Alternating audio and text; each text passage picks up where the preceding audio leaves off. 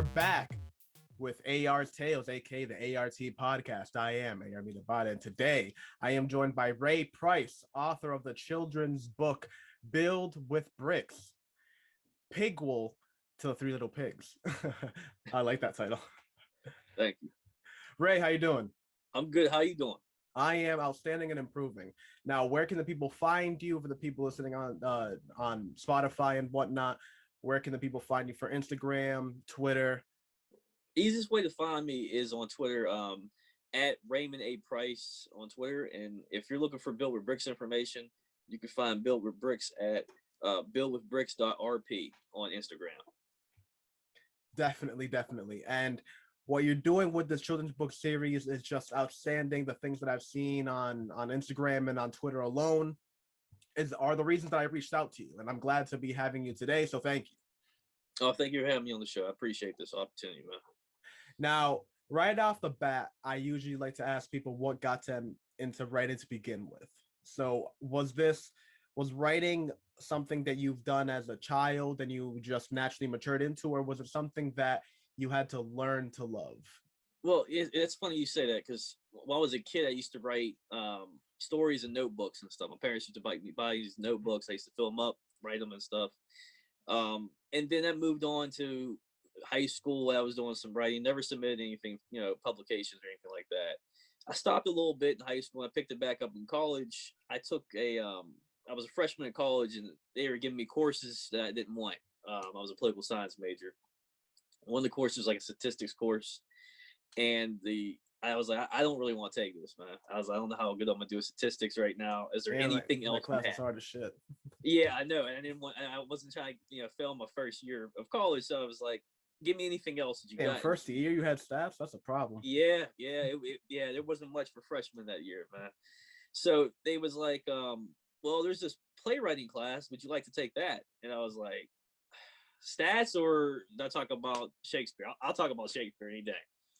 I get in there and we don't talk about Shakespeare at all. We're writing plays. And that's kind of how I matured into a better writer, I would say, is I took this playwriting class where I was able to create my own stories for stage. And my stories actually were on stage and they're performed. And that was great. And I would say that's the spark that led to probably Build with Bricks. I stopped writing after I graduated college, had a full-time job, a family. And then I used to volunteer and read stories to my daughter's kindergarten class. And first grade, I was still doing it too. But during her first grade class, after I got done reading, she would look at me and say, "Hey, Dad, I know you used to write. Mom told me you tell me a little bit. Can you write a story for me?" And I was like, "Sure, I can give it a try." And that's kind of how Build with Bricks started. Was that in conception for my daughter just requesting a story from me. I actually have like a huge admiration and respect for children's writers. Children's like fiction writers. There is just something to be said about kind of cramming in adult concepts into the point of view that a child can understand and like still kind of like vibe with. I mean, like we can talk about how awesome Inception is all day long and all day long, or we can talk about how Avengers or all these like crazy things, but it's kind of like more for a matured audience. There's something to be said that we can sit down and watch, like Soul, for example, that Disney made earlier, came out with a couple months ago, and literally everyone from 3 years old to grandma and her like not kicking like 93 is there having a good time, and they're all picking up different things. There is something to be said for content that is that like I don't even know, like mellow. I don't even know the word. It can just be interpreted by everybody. It's like the perfect art. Yeah, I tell people children's stories are some of the first stories we hear and see as just people. It's the first stories you hear. There's a picture that goes along with it, and you kind of remember those stories as you continue going through life. I mean, and to have picture books, especially children's picture books, I don't think they're just for kids. Just like you mentioned Soul, that movie, you're right. I mean, you have 3-year-olds to 99-year-olds watching that movie. And even though there's adult themes in those movies, there's adult themes in just about all the children's things, material, most of them anyway, that you pick up. If it's I was a big Batman animated series fan. I Mm. used to watch that when I was a kid. Watching it now as an adult, you can see some of these different themes, these adult themes here. You could pick apart these things. They just flew And over your head when you were younger. exactly, when I was younger, it was cool watching Batman for the Batarang, and Yeah, fighting villains. But now you can see there's a story there. yeah, and There's a like concept. There's politics. Yeah, exactly there's stuff going on there. And that's the great thing about children's work is that you can make it not just for kids, and it's not dumbed down for kids either. You can make a story that everybody can enjoy. yeah. Uh, I think another great example of that, like my version of that, just because when it came out for me, I was still like really young and just like didn't really understand the more like deeper political elements of it. But Avatar, Yeah, uh, that I mean that one is one of those things that's like you watch back on it now, it's like, man, how did I must have been a dumb little kid. How did I not pick up on those elements? Because it's in your face for Avatar. But yeah, just like the way that it can talk about so much deeper things. I mean, there's certain episodes that are literally like almost like Taoist. Like they're just like it's completely philosophical at the end, like from the beginning to the end. It's not even, it doesn't even flow like a children's work, but it's the children's work. it is absolutely. Yeah, it's the way children's stories can be, they can be difficult too because you have to find that balance too of having you have to still tell a story but make it relatable and understandable to a large range of individuals too. So Yeah, I mean, like for all the ideas that I come up with and just kind of that I just like start to like gravitate on, there is something that is just like 5-star ultimate hard boss Dark Souls about children's book to me that I cannot get that. I cannot get it. I cannot get the arrow to pierce through the armor.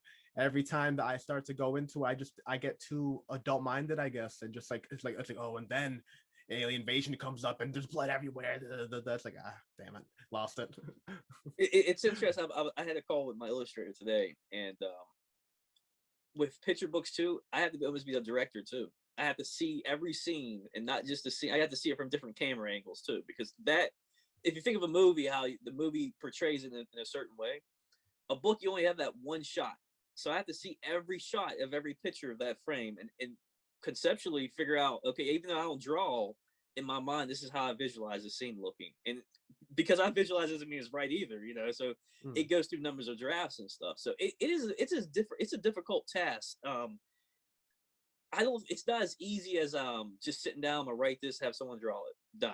I don't think it's as easy as that. I think it is truly difficult. You have to have the mind of a producer, a director, and a writer at the same time to do some of these picture books, man. Yeah, I completely believe it, and like especially when you get into like the psyche of like really really good and like legendary children's authors. I mean, Dr. Seuss, war veteran, crazy political views, very very opinionated person, and yet what he cranked out was Green Eggs and Ham, Cat in the Hat. Well, the things Absolutely. that became popular anyway. Absolutely, things have hung around for generations. That people were still to telling these stories over and over. Some of these stories last a long time. They have longevity. That's a good picture book when it can pass the test of time. What do you think makes that distinction? Like, the furthest we can go back is probably the Brothers Grimm, right? But even those are pretty dark, and we kind of made those children's stories just over time, diluting them. I think it for children's picture books in particular, it has to do a lot with the illustrations. That's a big part of it, and I think it has to do with how you tell the story and the message behind the story. I think the Brothers Grimm is good. It's great you brought that up because there's been a lot of stories over time that we've made kid friendly. That there's a true story behind all that. And I think those stories were that important that we made them kid friendly. We made them more relatable to the times that we're at now. And I think that goes down to just the message behind the story. I think even though the story is dark, the kid-friendly version still is kind of like what the original story is, and still an important story to tell to kids. Yeah, I mean, it really kind of like brings back the whole thing. I mean, like you take that simplest idea of like, you know, Hansel and Gretel, right? Where the kids version is just like a kind of like a witch being kind of like I don't even know it, almost like a kind of like Swiper from Dora. It's like, all right, Yeah, absolutely. no witch, you're not gonna eat us today. Whereas in like, you know, in the, you know, in the original, it was a lot more dark. I mean, to the point that they literally made a horror movie version of the original just recently, a couple of years ago, I think. Yeah, they did recently. Yeah. Which, yeah, it's, I mean, it's telling just to see you can take those types of stories and make them friendly just to deliver that message to kids and make it more approachable to kids, you know.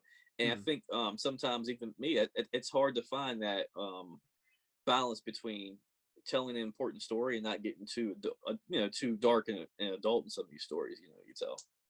How do you find that balance? You know, that's going through various drafts a lot, you know. Sometimes it's 3 or 4 drafts I'll go through just to make sure, okay, does this look dark enough? Is this, let me take out some of this, it's too dark here. Is this more friendly to kids here? A lot of the times is I use beta readers a lot, you know. Hmm. I'll use and call upon some just random beta readers. What I like to do is get people who read, you know, and teachers and just different people, and just to see what they thought and what they think about different what I'm writing here. You know, if a number of people say, hey, this is too much here, then I pull it out a little bit, or try to tone it down a little bit, you know. And I have a good editor too. She works with she's like a Sunday school teacher, so she reads the kids, which was important to me, finding someone, not just any editor, but finding someone who actually, you know, sits with kids a lot and reads different stories to kids. So that was important, and she identifies like, hey, you might need to change the words here, or, you know, I don't think this is you know, appropriate right now. So I mean, it takes time, you know. Yeah, I mean, and again, I'm just thinking of to the creators that I kind of like look forward to, like the ones that I grew up with, as you were saying, because those stories really just stick with you for forever. You know, I don't know if you're a huge Robert Rodriguez fan, the guy that made like SimCity and all that. Yeah, yeah, So, yeah. I'm familiar. so the same guy that made SimCity, which if you've seen that movie, that is, you know, as R-rated as you can get. The same guy that made that movie made Spy Kids, that defined my childhood. Same exact director, and not even that far apart in production time. So it really does go to show that I don't know that it really is dependent on, as you said, drafts and kind of like point of views. Like I'm sure that if he really wanted to, he could have made us. Well, probably not, but he probably could have made a more friendly version of SimCity, and vice versa. He probably could have made a way more adult version of Spy Kids. It's kind of like an interesting idea that it really just kind of is all on the lens of the author and how they define their story. Perspective is very important, you know. It just depends on what perspective and what the story is. Yeah. With Build with Bricks, I could have told Build with Bricks from the adult perspective, you know, and that could have changed drastically, you know, how the story is. You know, I could have told them through the adults' hardships of going to work every day, or being or just being an adult raising a kid who's being rebellious, you know. And we could have talked about that, and that could have been a different story, you know. So it's just a story you want to tell in the perspective of who you want to tell that story to, you know. Yeah. Well, it's also a great segue because I wanted to ask you. So, put me through the process. So, your daughter just came up to you. You have the seed of an idea now of what you want to do. Well, actually, even further than that, what is that seed of the idea? Your daughter comes up to you. What do you do? So when she comes up to me, the first thing I'm sitting there going, okay, what story can I tell that's something that's relatable that I want to give a good lesson to, right? So then I go back and I'm thinking, my dad used to read me the Three Little Pigs a lot. You know, I'm the middle child. I have a younger sister, older brother. There's the three of us. Okay, my dad used to read that story to me all the time. He used to tell me the value of hard work. You know, hard work pays off. You know, and I'm sat there. I was like, that's a great message still to this day. Still a great message to tell some kids. So Bill with Brick started off with a boy. It was actually a boy story, and I was writing it as a kid. Story structure still very similar. And then I got serious about wanting to publish the story, and I talked to a friend. He's a screenplay writer in LA. I gave him the story. He looked at me and said, "You're basically telling a story about the Three Little Pigs. Why don't you just make this a pig character?" I was like, yeah, you're right. And you know, in his talking about that, I was like, yeah, this should be a pig character. This should be a character about a pig. Just dive right into it. You know, why am I trying to fight that idea? It's coming from that Three Little Pigs. Let's just dive into the mythos. And then from there, I started unwinding things and going back to, okay, how can I really get into this a little bit and make it my own story, but still pay homage to the original Three Little Pigs story. Man, I like that a lot. And if we can take a quick little tangent real quick, that's interesting that you think, that's interesting on your take of the Three Little Pigs about being hard work. I always thought of it more of like, I don't even know, like luck and ingenuity, almost like a Tom Sawyer thing. Because the pig with the straw hat, the straw house, I would say he probably worked as hard as his brother that made the brick house. He just made it out of straw. And the same thing for the brother with the wood, and same thing with the brick. The brick guy just lucked out making bricks. He was like, Exactly. "Hey, bricks," And I mentioned that in the story. There's a part in the story where the character is saying, "Hey, you know, we can still do this with straw. We can still do this with sticks. We can even do this with ice. What's the point of why are we doing this with bricks? What's that point? It takes longer. They hurt, you know, when you drop straw. I'm up here building. I'm dropping a brick on my foot. My toes now hurt now. Yeah. What's the point of me doing this? You know." And there is a point of doing this. You know, sometimes you don't understand, and I wanted to make that important too, because as a kid, we're told a lot of times you do this, and in the back of your mind you're like, well, why do we do this? And sometimes there's not an answer to why you do this, you know. So, and your parents will tell you, this is why you're doing this. That's it. You don't know until later on. Sometimes I get why they were telling me to do this. I get why I was sitting there doing homework in high school, because now no one's telling me to do homework in college now. You know, you're sitting there learning these lessons from a very young age, and here you go now. You're right. It takes an ingenuity. It takes smarts. My mother character, she's a professor. I wanted to do that particularly because I didn't want her to be a typical stereotypical mother in the character. I wanted her to be, and my character says, "You're the smartest pig I know." I wanted that to be known, that this mother is the smartest pig that he knows in the house. Why are we building with bricks? You know, and she just tells him, because he's 5 years old. You're not going to understand. Just go build something. Use your imagination, drive that, because later on in life you'll need that. You know, and I thought that was important to tell kids now, you know, that you might not understand why you're doing this now. You know, you might not understand why you're adding in class, why you're subtracting, but later on it really might come in handy later on when you're doing statistics like me, and I can't do them. I guess I won't take that class in college, but you know, those skills that you realize and are very early on in elementary, that why am I doing all this? What's all this for? You know, they come in handy later on in life. And I wanted that to be something that a lot of kids maybe just didn't realize, you know, right now. Yeah, I think that's why I like children's works are like can be like so valued, because I think they take the standpoint as an adult kind of being a little more real with kids, and actually, you know, explaining things. Like the whole role of an adult, like as from like a parent's point of view, was exactly how what you said. It's like, oh well, this is what it is. This is the word of law. If you live in the house, there's XYZ. You might not understand it now, but you will later. But then that child is able to like watch like some type of like work, a movie, some type of TV show that is written by an adult that's probably the same age as the parent, but they're just not the parent. So they're just kind of like breaking it down how, like, I don't know, like how those two parents would basically talk to each other at a bar. You know what I mean? I know exactly what you mean. It's almost like it's almost like the old adage of that it takes a village, because it really Yeah, is like the author kind of acts as the village. It's like acts as like the uncle, the aunt, the whatever you want to call it. They just kind of like takes the idea and goes like, oh well, you know, the reason why you use bricks, because like bricks weigh heavier, meaning it's going to create more stability for the house, and you want to live in a sturdy house, right? I mean, concepts like that, people always love to say that like children's like won't understand, but children can understand things like that. I mean, like, yeah, a house will be stronger and more sturdy if it has bricks. And be like, okay. absolutely. And if they understand that, I mean, like, all life is easier when you understand things. Absolutely. You know what I mean? Absolutely. Yeah, I 100% agree with that. I think those conversations are hard though to have with kids. You know, I think Yes. Yeah. children's books help that. I think they help bridge that gap, or even start conversations at home with different stuff. You know, I think kids can be tricky sometimes. I think the children's stories can help that, help navigate the water sometimes, like good ones, anyways. Mm. So, without getting too much into spoilers, can you reveal a little bit of what you did to pay homage to the Three Little Pigs? Yeah. So again, we mentioned the bricks, and I thought that was important mentioning that in the story. I can say this: that the three Build with Bricks is it's a prequel to the Three Little Pigs. So we don't see the Three Little Pigs in their form that we usually normally see them. We see just the story before that.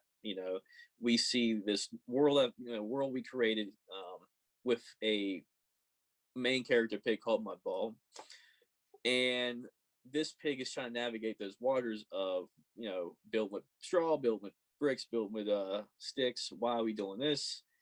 And I like to use the wolf. There's wolves to show up in the story. I wanted to use that. That was important. There's wolves in the Three Little Pigs. There's things I deviated from. I changed the color of the pigs. I wanted to make some type of learning lesson too. The mother pig is red, the father is blue. Our pig is purple. You combine the two colors, it makes purple. I wanted to do stuff like that was different. But at the same time, I wanted to have I think my pig, Mudball, is like a combination of Three Little Pigs: the stick one, the straw one, the brick one, all together. And I think it'll make sense towards the end of the book when I say that now. So, Okay. So then, walk me through the process of illustration. Was the illustrator a person that you knew personally, a friend, a colleague, or something like that, or did you have to go and find him or her? Mandy Huey is the illustrator of Build with Bricks. She was a friend. She still is a friend of mine. I talk to her often about the story. I asked her if she would be interested in this, and the reason I went to her, she is she used to work with kids for a daycare, so she actually had experience. That was important. Is finding I mentioned the editor before. I wanted to find a team that actually knew kids, work with talk to kids. That was important to me. She actually was she used to read stories to kids in a daycare. So talking to her, I told her about the concept. I told her what I was thinking about. She's very excited about the story. Before we were doing this before COVID, so we used to meet at like anywhere we could, McDonald's. We used to meet just there just to talk about the story. We met in a couple hotels used to let us have the boardrooms and stuff in there. We would meet there, and we met monthly just to go over the story and the illustration. So the way I operate is I had the manuscript complete. I gave her the manuscript, and we would talk about, okay, what do you see in these pages? How do you see this? And we would talk about it from her perspective, my perspective, and then we would come together with a joint process how things looked. So for example, there's a image of Mudball learning his first lesson with Dad, and that was a combination of me and Mandy sitting there going, okay, what do you see here, Ray? She asked me, and I was like, I think he's teaching Mudball something. And she's like, what if they're teaching him how to build for? Okay, that makes sense. And we would go back and do that. Some things like the hoverboards that came from me, just ideas like that came from me in the story. But others came from her because I wanted to give her as much freedom as possible to draw, so her art would also be on display here in this story. You can't just drop a little nug like hoverboards and not expand. What do you mean by hoverboards? So with this prequel, I wanted also to bring it into modern day. So I had I thought about as a kid, you used to, and I think you'll be able to relate to this too. I know when you were a child, you used to see people who have, especially kids, they have all these cool technology stuff, man. Whatever it might be, the coolest Pokemon cards at the time, or the coolest Apple Watch, whatever. I wanted to make that. Can I drop a note? Can I drop a note on that? Not only do I agree with that so much, but you know what's even crazier? Why is it that those kids lived in your same neighborhoods though? They still exactly. Ready? And you're in the same type of house. It's not like they had like a 3-floor and you had a 2-floor. Same shit. Parents drove similar same cars, but they just had everything. And then your house, nothing, no snacks. You went over, they had all the Oreos, everything. Oh, you'd walk over there and be like, wait a minute, they put chocolate over this? They do exactly that?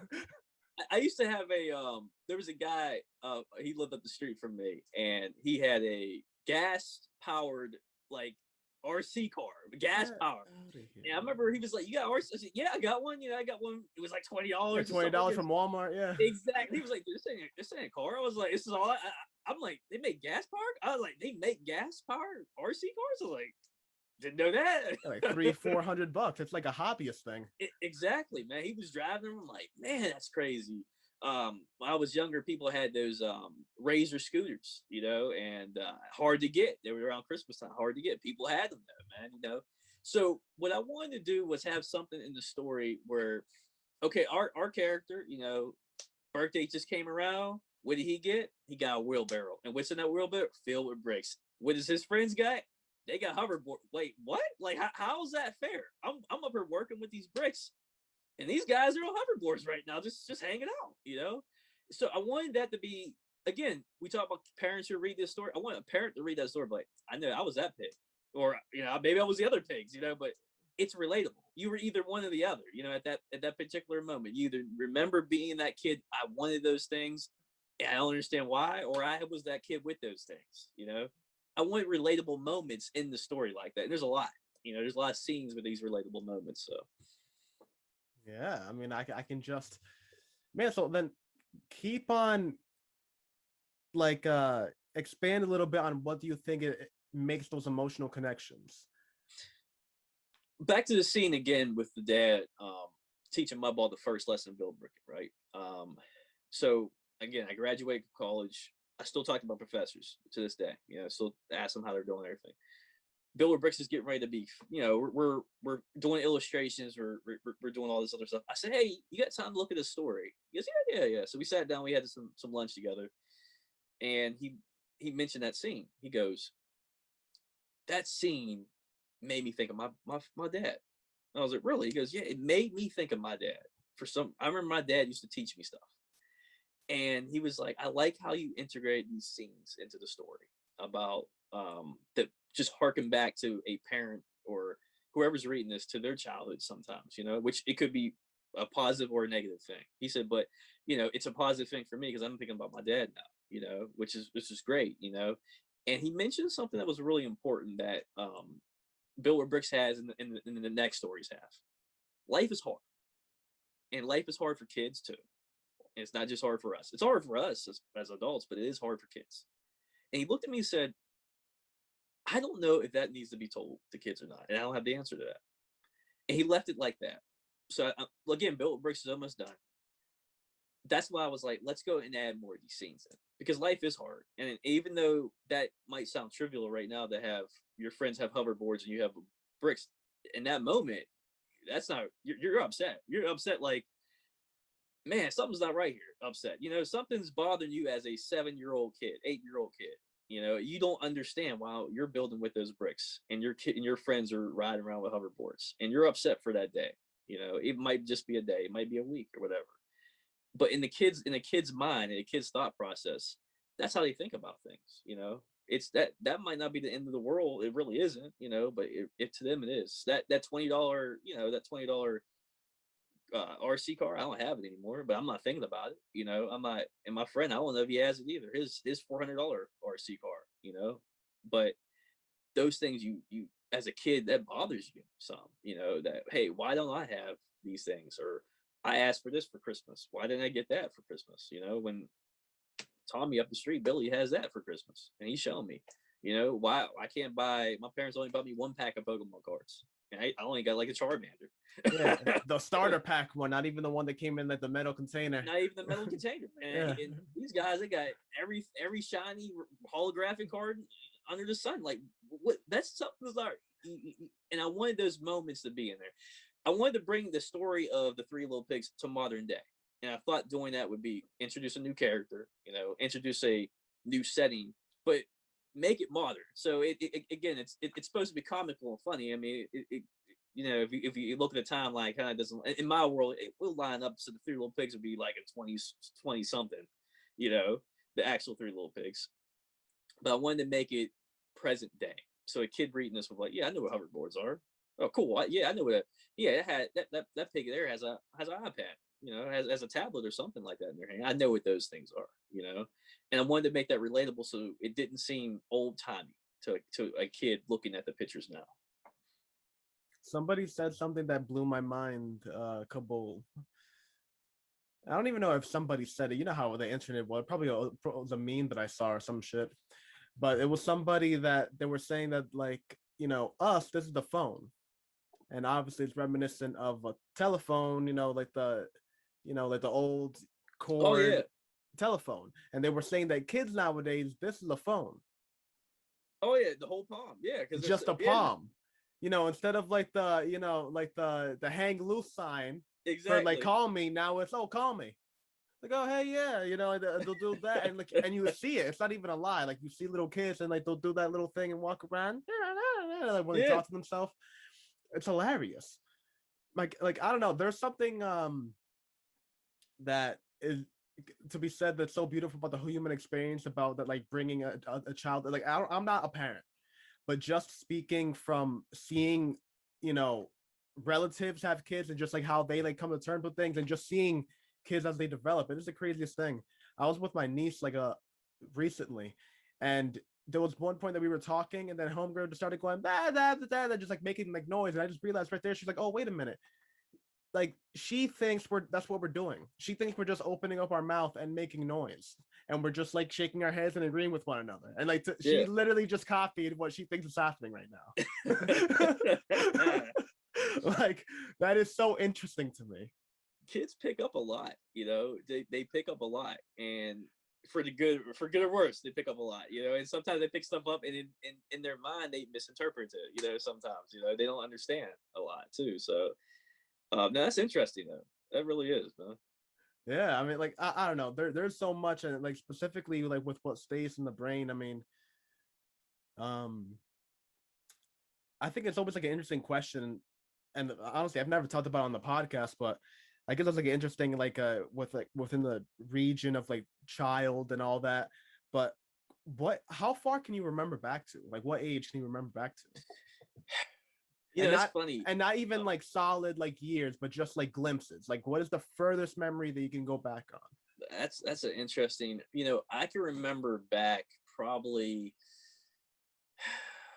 I want to say I can honestly remember back to preschool. And I'll tell you this, I'll tell you a quick story because I remember this clearly. I was in preschool and I must have hit a girl for whatever reason it was. She did something, and maybe she took a toy off me, and I hit her in her arm or something like that. And I remember the whole scene, how it played out too. I hit her in the arm. She told on me. I got in trouble. I sat in the corner. I remember her coming up to me and saying to me, "That's what you get." And I remember I was crying in the corner and I was upset. I remember that clearly as day, man. I could probably write a whole story about that. I can remember. I had to be maybe 4 or 5 at that time, man. You see, and that is actually like you basically hit it on the nail. For whatever reason, earliest memories are reflective of trauma. Yeah. Like the first memory I can, and again, we're talking about glimpses, it's probably the one that gave me this scar right here. Like, I just fell when I was a kid, and just like, just like the rocks got into my chin, and it was like all crazy. And that is one of the earliest memories that I can like think back on. And then other than that, probably like the first time that like I was drawing and somebody came and like messed up my drawing, and I was like, what the hell, man? Yeah. Pulled out my gun, we started having a ninja fight or whatever happened next. Whatever, it's my memory, I can remember how I want it. Exactly. But yeah, trauma seems to stick with kids a lot. Yeah. It can go with you forever. You know what I'm saying? Again, it's something minor like that happened to me. It's just, it can just continue with you as long as you live, man. Yeah, which is actually kind of like the thing that I really liked the way you were talking about before, that like that your professor was saying that, because I wholeheartedly agree. I really think that the reason why these like stories melt so well is because in actuality, like, there are no such thing as adults. Like, everyone are just like grown up, and I guess more experienced children, because the things that you experienced when you were young, I mean, they affect you the same way as if it happened then. Exactly. You could I mean, you could probably take a 70-year-old war veteran, sit him down, a therapist can sit him down, and he will probably start crying about something that happened to him when he was 3. If you think that defines a person as an adult, that's crazy. I mean, basically a child. Like you're still boggled down by the things that happened to you when you were a child. Like it literally never left. Like how can you claim? I don't know. Like to me, that's why like the old adage that like parents never understand is like such like a like the most interesting trope and everything, because like for whatever reason there is a period that you just like disconnect and like forget that fact. You do. It is interesting, and you know, I don't know if it's disconnect. I think because You start paying bills and there there's so much, and you know, I hate to say this, but we still as people always think about us. yeah. I mean, you always think about what are you going through at that day. You know, even if you have kids or not, you're still what's you are paying those bills. You're going physically out to work, or you're logging into work every day. You got to eat, because if you don't eat, you know, you still, as much as people we do like to be around people. We do love families. We still are individuals, and we still are taking care of that individual mentally, physically, you know, emotionally ourselves a lot.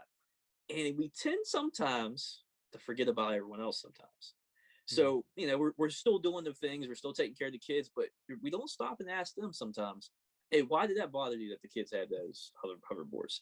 That's not a conversation you really have. You know what I'm saying? You're like, hey, that's a stupid hoverboard. I'm paying the bills for water today. I don't got time for that. But you don't stop and ask, why did that bother that kid? You know, and the kid might not even understand why it bothered him or her, you know? But I think it's really interesting about that, because there's so much as adults that we do. We just, even to other adults, we don't stop sometimes to ask them, "How are you doing? Why is this? Why did I say what happened? What's going on? Are you okay?" Yeah, and the worst part too, I mean, especially with like other adults, is that like I don't know. I guess it's just like something about like innocence. But when you ask a kid what's wrong when he was a kid, he'll give you the bill of sales. It's like, oh Yeah, well, this little kid, took my Yu-Gi-Oh card yesterday. I was like, yo, what the hell? I let him borrow it for 4 minutes. He hasn't brought it back yet. You know, I was playing with a cup and a string, and the string fell apart. Like, yeah, they'll give you the bill of sales. You ask an adult, and they'll literally be like, oh well, dog died. I lost a hip. I had to pay like $1 million in restitution. But I'm good. I'm good. yeah. I'm good. Why? Why do we always have to end with that note? Like we always have to like. I guess it's like projection that we have to like lie to other people so that like we believe that like everything's okay. It's like why just live in that. Be Exactly. accept your universe, and it will be easier. It's like it's what we said about. It goes to the beginning of the podcast. If you know more about your situation, it'll just be easier. No, learn your situation. Why are you feeling those emotions? Let it out. We can do a quick transition here, because there's a new story I'm writing Oh, that deals with please mistakes. go ahead. And what I wanted to do was, per that professor's conversation, life is hard. Okay, some mistakes, and so this goes back. Let's go back again to me reading to my daughter. Her name's Olivia. Okay, I was reading to her. Okay, I brought this nice story in. Great story. Oh, awesome. The kids loved it. Brought some cookies for the kids. Always bring these. I'm picking the right stories. They're happy. Everything's happening. This happens. This happens. Story's great. Everyone's happy in the story. But those kids I'm reading that story to, they go home and not everything's happy. They don't live the same story as the stories I'm reading. Okay, so professor tells me, "Hey Ray, it's on my mind. It's lingering on my mind. Hey Ray, life is hard. I don't know if kids should really think about that. I don't have the answer to that. I don't even know we shouldn't be talking about the kids." He's telling me it's on my mind for months now. I'm working on another project. Build with bricks. The draft's complete. I'm just waiting for illustrations. I'm working on another project, and I'm still thinking about what he said. And I'm like, okay, life is hard. Where do we go from here with this? So I have a project coming up. It's called My Brother's a Werewolf, and a little girl. Her name is Bree. She is 8 years old. She happens to turn. We all are familiar with little brothers. I don't know if you have siblings or not, but little brothers can sometimes be, a pain in the butt. Their hands get dirty and sticky, and they're touching stuff and everything else. She accidentally turns her little brother to a werewolf, and it breaks her family. So she wants the family to be back together, but she has to learn in the story that some mistakes you can't fix. And I think that's important to know, that you're right. Sometimes, yeah, we're good, but sometimes you just can't fix stuff. you can't, you break that glass and it shatters. You could try to put that back together, but do you really want to drink out of that shattered glass that you broke in the parts? You might just want to go ahead and get buy a new one. Some things you just can't fix, and I think it's important to let kids know that it's okay sometimes that you can't fix things, and sometimes it's not your fault. Sometimes it is your fault, and it's okay to realize that, and tackling that in various other things I'm thinking about. But also making that again fun, relatable, and a good story. It's been a challenge. It really has been. It's been the next evolution to what I'm doing next. Is okay. How do I tell a story that has a very serious topic, but also make the story fun and relatable to kids? That has some jokes in it, but comes from a kid's eye, point of view, perspective. Where at the end, maybe the parents have to have a talk with that kid, and maybe the parents have to realize, oh, we were doing our own stuff. We failed to have a talk with these kids about what's going on here. So that's the new thing I'm working on. Again, the story's called My Brother's a Werewolf, and that'll be coming out sometime this year, probably in the fall. Yeah, well, first of all, congrats on that. Huge accomplishments to just really pick up the pen and start doing anything. I guess it's more just pick up the keyboard, whatever. Yeah. My process all over sometimes. I might be out. Here's the iPhone. I might be out, and I gotta write this down. My phone's almost about to die. It's all over. I got notes all over the place sometimes, but so. Yeah, me too. But I guess it really just says something about the whole moral of the story. Kung Fu Panda is one of those things. Is one of those things that can easily be looked away, but that's one of those things that if you kind of look deeper into it, it's basically about a person that didn't think that he was gonna do it, and then the entire thing is it's a beautiful again, it's like Eastern philosophy. The entire thing is just very I don't know, the entire movie when it plays in my head is honestly just so tranquil because it's almost like a calm sound. Yeah, I can see that. You know what I mean? And going back to Soul was on another level. Soul, when I first when I watched it the second time, was actually depressive because it was just so real. The things that they went into, it was exactly what you said. It wasn't the type of ending that everything just clears up at the end. There are things that you have to actually emotionally deal with at the end of it. Yeah. It's no, there you can easily focus too much on a vocation and lose yourself within it. And that's a problem. That's not it's not a thing that you can just easily come back. You can lose your soul. It's they just made a great representation of that. And it's one of those things that, going back to the whole reason I brought that thing with trauma up is that the human mind is an amazing recorder. For whatever reason, people just tune kids out and think that they can't interpret certain things, but they never consider that they're not dealing with that kid. They're dealing with the adult they're going to be in 20 years, and memories don't fade. They might forget little things, but traumas stick. If if they hear something when they're a kid, that's gonna stick with them. Absolutely, man. And it will mature like a movie. Just like when you watch a movie a couple different times and you start picking up, you watch Batman, the animated series, you pick that up in different intervals. Your memories are the same way. But you remember something when you're 7 and you go oh, whatever.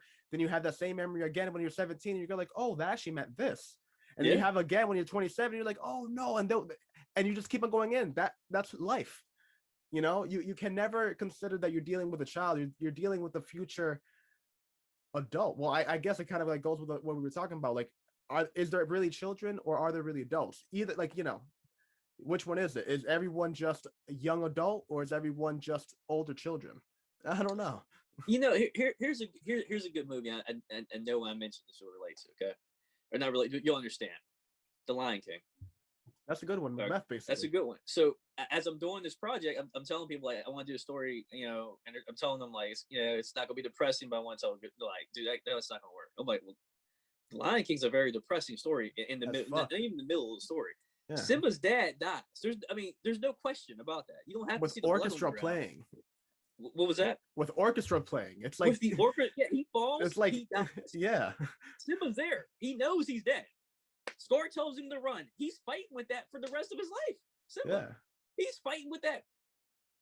it is clear today to kids when they see that movie that Mufasa is dead. There's no maybe he died. It's clear he's not coming back up. Simba's crying and he leaves. The story is still sad. Mufasa never comes back to life after that. He's not coming back, and Simba still's fighting with that. Even to the last scene of the movie, just about he's still fighting to take the mantle of that. I think that movie, again, it ends on a happy note, but it's still he doesn't get his dad back. You know what I'm saying? It's not. It isn't a really happy movie at that point. After that, he's struggling again.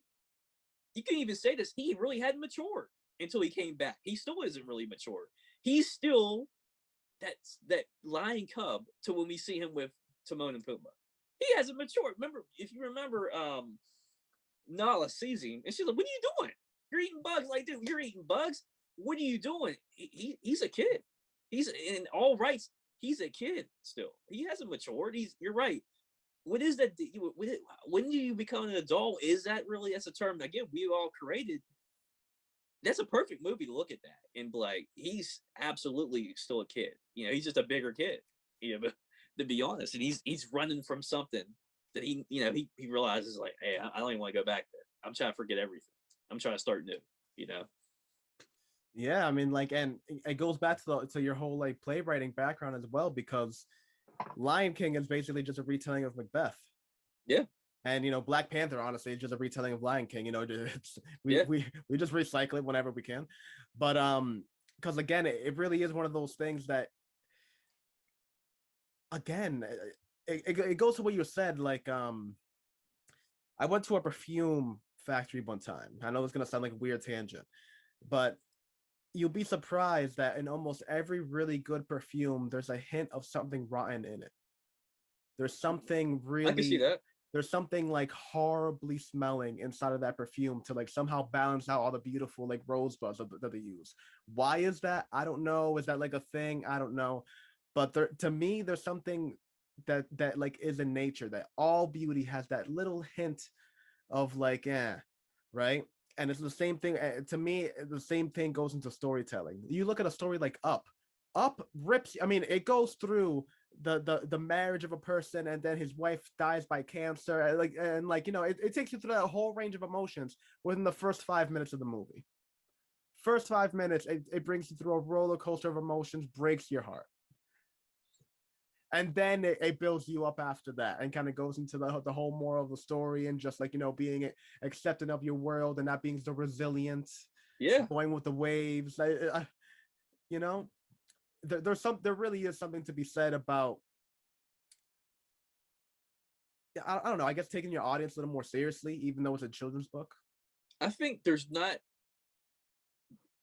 a story can be told to kid. Any story could be told. It's just the way it's told to that kid. Yes, yeah. You could tell a story to a kid about alcoholism, right? You could tell that story about maybe the parent is drinking. You could tell that story to the kid. How do you tell that to the kid though? You just take out the alcohol part. Maybe it's just like a thing with candy. And you could switch it up, and it can be relatable.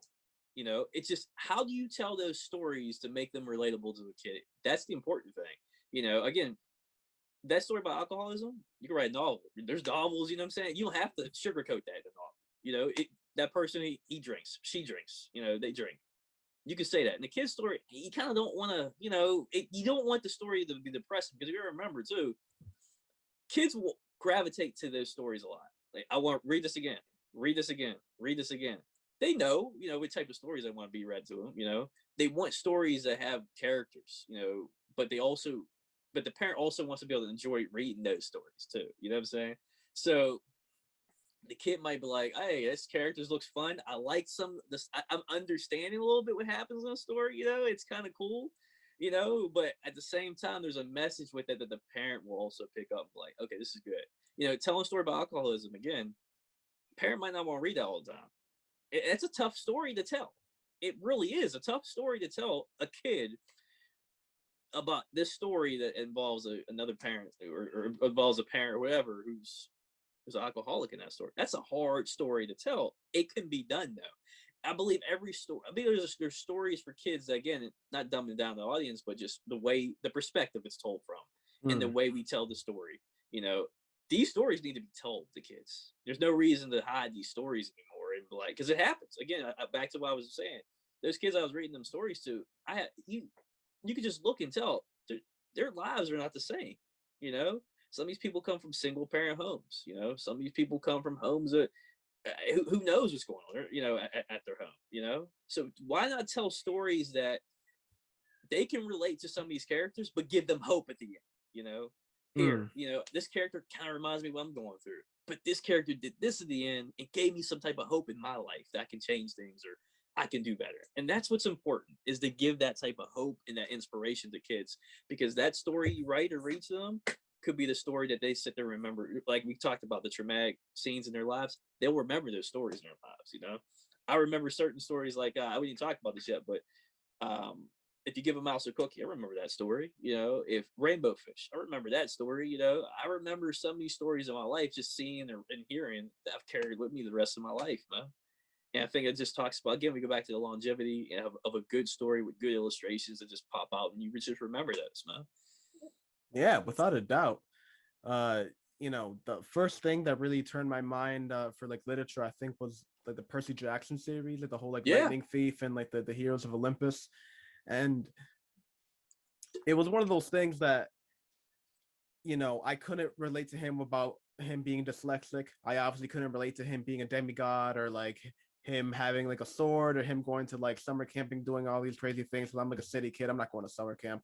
So there were so many things that I didn't relate to. Yeah. But yet there was something there. There was something about the essence of it. There was something about the story, and there was something about it being grounded. There was something about that when he interacted with his mother, it felt like you said about the professor that commented on your writing. It felt like a conversation between a mother and a child. You know, and the imagery is really what outstanding me. Like, I cannot tell you how deeply integrated those certain scenes are in that book.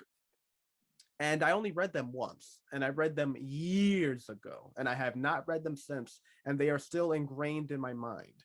So it, you know, it's exactly what you say. It's just like, if you construct the story in a certain way and it captivates the mind, and like the, especially a children's mind, I guess like they're more susceptible to things and just like more impressionable.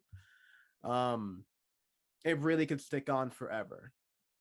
You know, I think that's why there's like such like a market in like rehashing stories from like childhood. But you know, that's why like Harry Potter will always get like a uh always get redone, probably like every like 20, 30 years, just because the people that experienced it when they were children, you know, XYZ 20 years later, be like, yeah, I'll rewatch that again.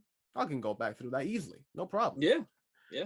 um so with that in mind, what do you think is the future of your writing career? So you have the Bree and the Werewolf story cooking up for the Pit Mad, right? You have the Build with Bricks that's already rolled out, available on ebook and Amazon. Pick it up.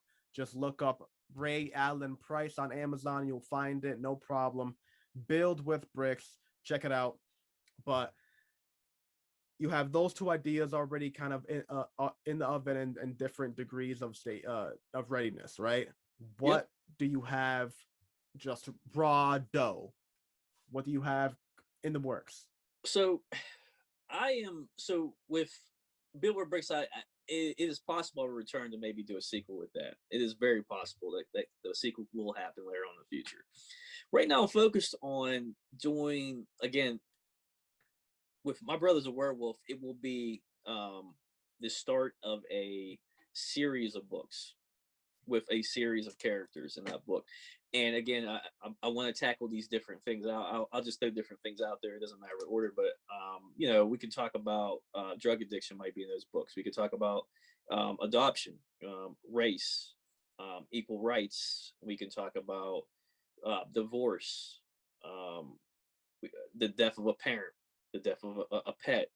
We could talk about all these different things could be in these different series of books that I think are important.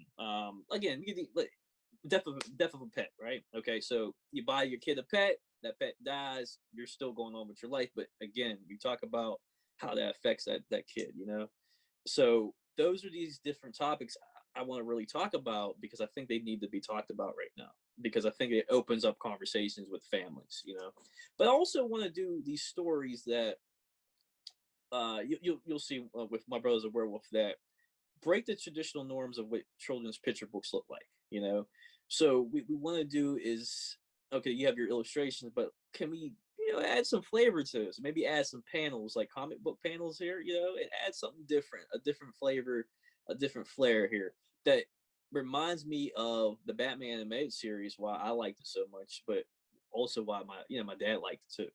Why he liked watching it with me, because it was just enjoyable. It looked good. It didn't look like a kiddie show, And I do want to do what you'll see next in my coming stories is the mixture and mesh of storytelling and illustrations, but for adults and for kids. So with maybe some panels, like I said, for comic book panels in there, with more mature, not more mature, but more real stories that are tackling different things, but also are fun. Taking characters that we can put in situations and make them fun. Again, we have a werewolf who's a 5-year-old boy. He don't have a problem with that. He's 5 years old. He don't care about that. He's just he loving life right now. It's a bonus on top of everything else. Like, I'm a werewolf now. Like, we good. But how does the parents think about that? Like that, you only imagine how what they're thinking about that. What the sister obviously doesn't like that. He's getting her nervous because he's much more of a terror now. So I wanted to tell these.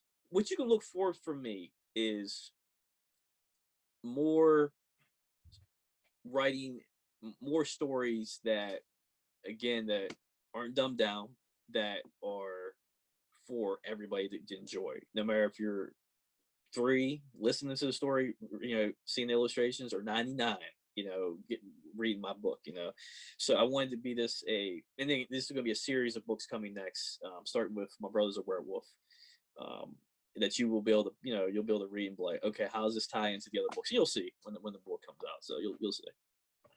Well, man, that is awesome. I mean, just huge shout out to everything that you're doing. I wish you the most success in everything that you're doing, especially when it comes to child children's fiction and just children's stories. There is so much to be done, so much to be said about that in the industry. So hats off to you, and just as much blessings as I can send your way. Thank you. I appreciate that, man. Thank you.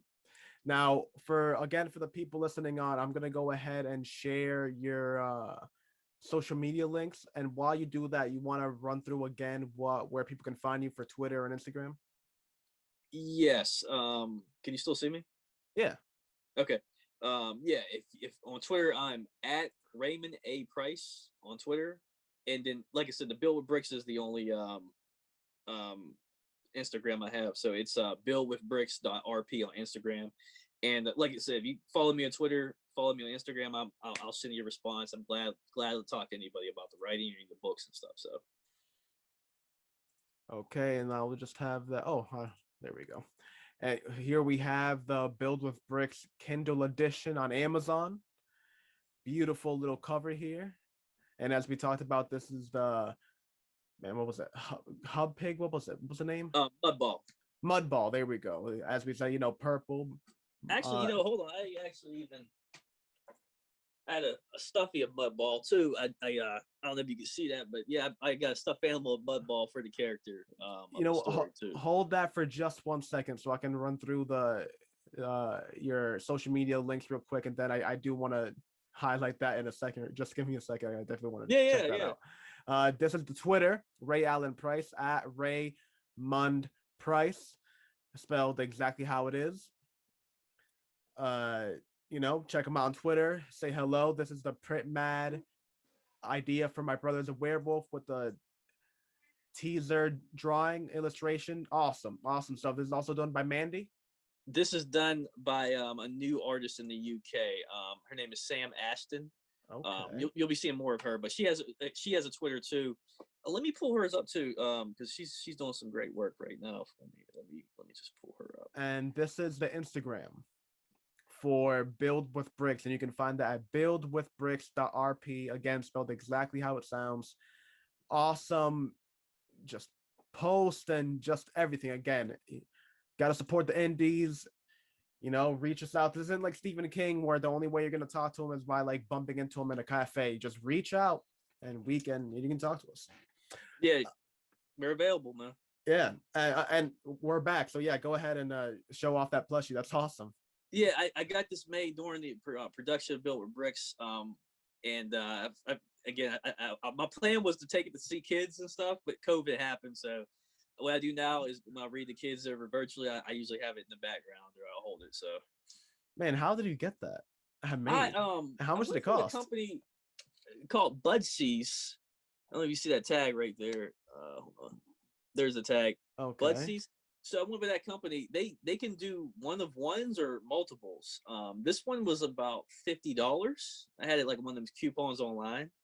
And I gave her the image that Mandy have drawn, and I was just ecstatic to see. I was like, wait, they actually produced something that someone drew that I wrote for someone to draw. So it's pretty cool, man. Yeah, it's awesome just to have something that I thought about that someone drew in my hand. So it's great, man. Yeah, if only you could like see the things behind me. Look, this scene is actually from like something that in the books. Oh, okay. And it's actually did you do that, or do you have? No, it's actually I handmade it. Okay. No, yeah, it's like it's unreal being able to like hold something tangible that like it came from your mind. Like I don't know, it like activates like a different level of like I don't know. Maybe it's just like a quick high or something. Like I don't know what it is, but it's just like It is. It's hard to tell someone who hasn't done that how it feels to have something like that done. Like I've worked years to do this, and now I have something physically in my hand it's mind blowing, man. It really is. Yeah. So again, yeah, huge shout out to everything that you're doing. That's gonna be the end of the podcast. Do you have any final thoughts? Any final comments you want to say? This is the time. If you want to promote anybody, if you're if you want to promote your illustrators, whatever it is that you want to do, go ahead. Mandy Huey, I know she's on Instagram. Sorry, I don't have her Instagram. If you probably just look up Mandy Huey, you'll probably find her information there. I do have Sam Ashton. She's the illustrator working on My Brother's a Werewolf.